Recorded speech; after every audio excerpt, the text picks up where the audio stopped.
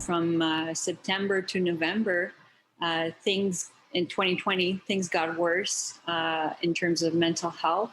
The pandemic has taken a toll on Montrealers' mental health. A new study reveals 1 in 3 Montrealers have admitted to having symptoms consistent with generalized anxiety disorder or probable depressive disorder. Residents of the city are reportedly more affected than others across Quebec.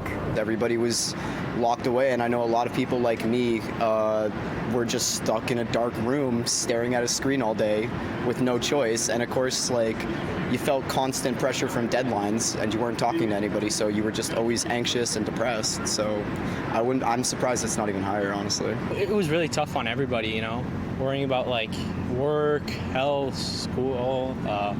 There was just so much to be stressed out about over the course of the pandemic, you know, and then there was no way to kind of forget about it because you couldn't go out or anything. Public health officials say Montrealers' mental health has deteriorated since September, but was already worse than that of people in other cities before the pandemic. The data comes from the most recent COVID-19 pandemic psychosocial impact survey, which looks at a period from December 2020 to February 2021.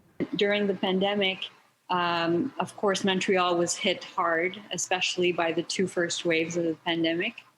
And being hit hard and being on lockdown and very restrictive lockdown measures for a prolonged period of time.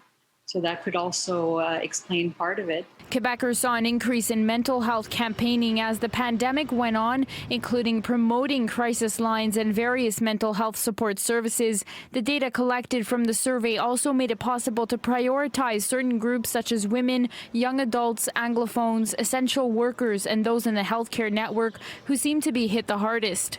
If we do a collective effort and minimize the transmission of the virus, and therefore we can maybe avoid having to go back to more restrictive lockdown measures, that could have a positive impact on mental health.